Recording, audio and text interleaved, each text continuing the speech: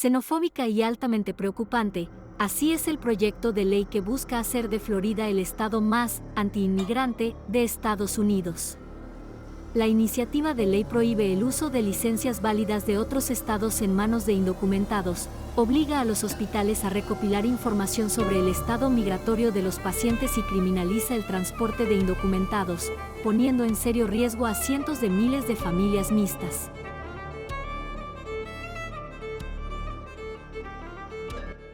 Tras varias semanas de preparativos y advertencias, ambas cámaras de la Asamblea Legislativa de Florida recibieron el jueves un proyecto de ley que, de ser aprobado y luego promulgado por el gobernador Ron DeSantis, republicano, convertirán al estado en el más antiinmigrante de Estados Unidos.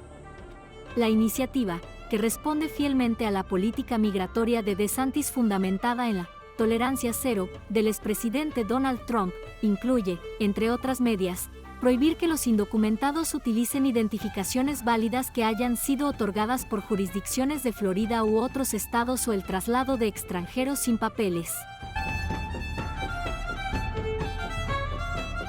Exige que los hospitales reporten la atención de extranjeros no autorizados y amenaza con cancelar licencias de operación a empleadores que los contraten sin haber cumplido con los requisitos del programa federal E-Verify.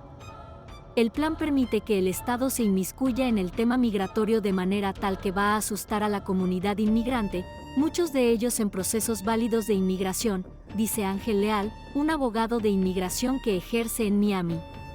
La propuesta, que cuenta con el total respaldo del gobernador, incorpora tantas cosas que altera y asusta a la comunidad, entre otras cosas, por el mero hecho de transportar o albergar a un indocumentado. Pone este acto como una felonía de tercer grado, que lleva consigo una pena de cárcel de 5 años. Y si el transportado es menor de edad, hasta con 15 años de cárcel, agrega. Las alarmas saltaron porque ni en los anuncios previos y tampoco en los proyectos enviados a ambas cámaras de la Asamblea, despejan las dudas en cuanto a cómo la policía determinará cuándo detener un vehículo, en base a que justificará una causa razonable para tomar una determinación o cómo demostrar la existencia de una sospecha razonable para llevar a cabo un arresto legal. Y si hay perfil racias, entonces ya no hay causa probable. Y el proyecto tampoco toma en cuenta que el estado de Florida es el estado de residencia de millones de familias, con estatus mixtos, millones de ciudadanos estadounidenses y residentes legales casados con indocumentados, en hogares donde hay niños nacidos en Estados Unidos con hermanos que no tienen documentos.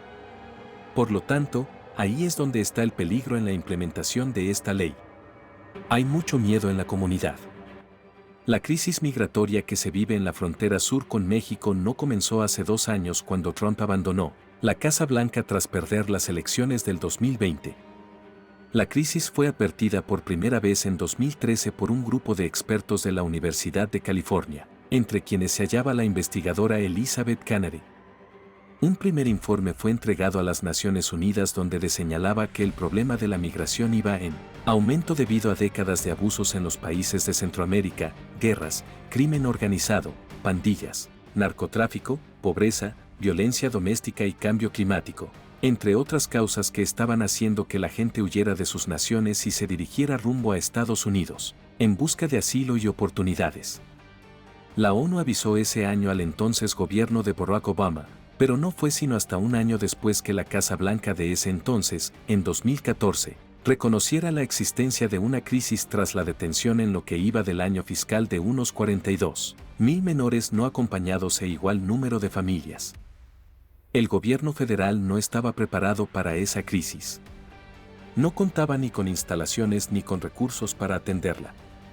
Y la ley vigente, aprobada por el Congreso, otorga el derecho a cientos de miles que llegan a la frontera a pedir asilo y que sean los jueces de inmigración quienes resuelvan sus futuros en Estados Unidos.